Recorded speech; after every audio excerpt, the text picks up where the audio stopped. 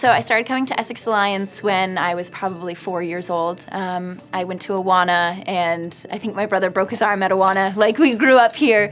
And so I stayed pretty involved through probably middle school, and then I started playing sports. And I think by the time I was in high school, I did a Bible study, and that was really impactful just to, I had a close group of friends who did it with me, and but then going into college, I really didn't give my faith and relationship with Jesus much time.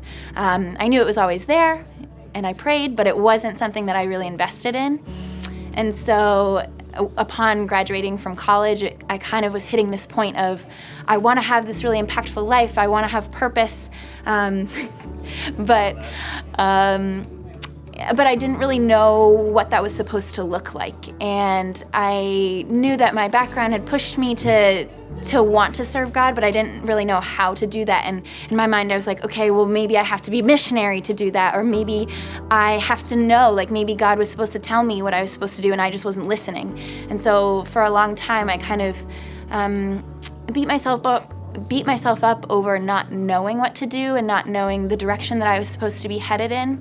And I actually ended up moving away from home after like a year after graduation. And this move, it ended up being to South Korea. So I didn't speak the language, didn't know anyone. And I found myself just seeking a church. And there was an English church that I got involved in and a Bible study that I joined. And so I felt like I was moving in the right direction, but I don't know, it was still this ache of like, well, what should I be doing?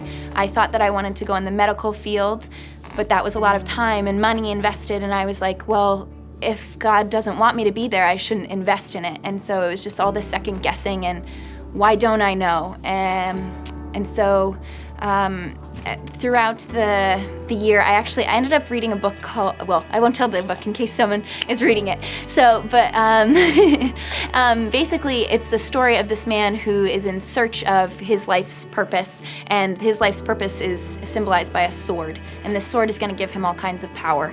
And so throughout the book, he's searching for this sword, and he can't find it, and eventually he comes to the thought, well, even if I get this sword, what am I going to do with it?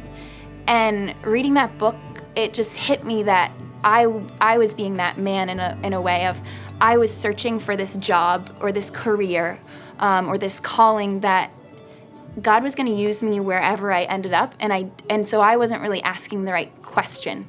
I was asking God, what job do I need to do? God, where do I need to be? Instead of, God, how do I glorify you wherever I am? And I started thinking about, yeah, it's my character. It's how I carry myself. So no matter if I'm a teacher or in the medical profession or working as a chef, if I'm using my work to glorify God, that's what He wants.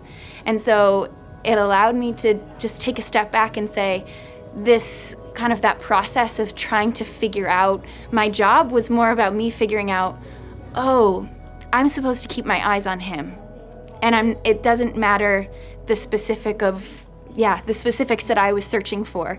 And that was something that was just really important for me to get to.